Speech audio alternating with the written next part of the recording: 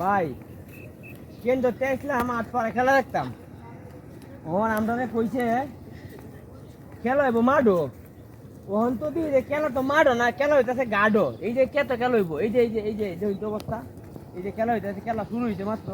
আর যে রাস্তার যে অবস্থা মাঝে মাঝে লাভ দেওয়ার লাগে মন চাইলে আপনি উড়া মারতে পারবেন তবে বেশি উড়া মারলে